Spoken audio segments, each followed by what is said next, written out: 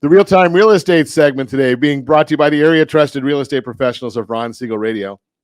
Visit rsrhomedigest.com, rsrhomedigest.com. Find out exactly what the county recorder knows about your property and what the market believes about your property. The top indicator, if you want to know where mortgage rates are heading, mortgage rates have increased significantly since the beginning of the year. Each Thursday, Freddie Mac releases its primary mortgage market survey. According to the latest survey, the average 30-year fixed-rate mortgage has risen from 3.22% at the start of the year to 3.55% as of last week. This is important to note because any change in mortgage rates changes what a purchaser can afford. To give you an idea how rising mortgage rates impact your purchasing power, if you're watching us on RonSiegelRadio.tv, any of our social channels, or the ABC News and Talk AM 1490 video feed, buyers' purchasing power. We got a chart that'll show you that what happens to purchasing power as interest rates go up. Guess what happens? It goes down. There you go. Thank you, Vanna.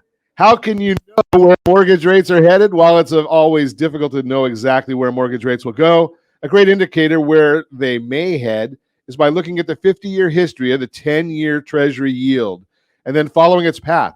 Understanding the mechanics of the Treasury yield isn't as important as knowing that there's a correlation between how it moves and how mortgage rates follow.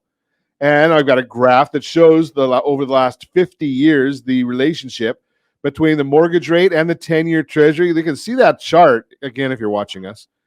It's almost lockstep. They almost follow right with each other. Average spread, 1.7%. So look at the 10-year Treasury, add 1.7 to that. You'll pretty much get the mortgage rates. Don't forget, you've got to pay a little bit to get that rate. So last week, you're paying 0.7 of a point to get that 3.55 on the Freddie Mac rate. Correlation has continued into the new year. The Treasury yield has started to climb up, and that's driven rates up. As of last Thursday, the Treasury yield was 1.81%. That's 1.74 below the mortgage rate, reported the same day at 3.55, and is very close to the average spread we see between the two numbers. Where will the Treasury yield head in the future?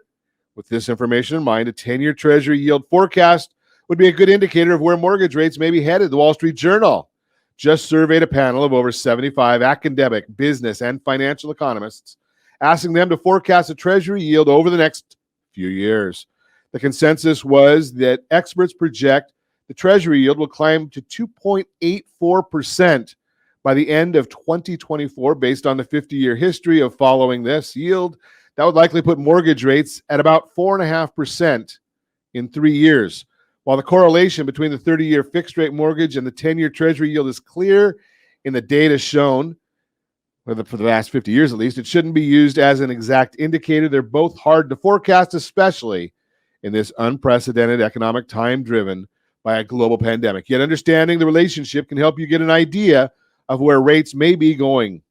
Bottom line, forecasting mortgage rates is very difficult, as Mark Fleming, chief economist at First American, once said, quote, "You know, the fallacy of economic forecasting is don't ever try it and forecast interest rates or more specifically, if you're a real estate economist, mortgage rates, because you will always invariably be wrong," unquote. However, if you're either a first-time home buyer or a current homeowner thinking of moving into a home that better fits your changing needs, understanding what's happening in the 10-year Treasury yield and mortgage rates can help you make informed decisions. Think about this part of it.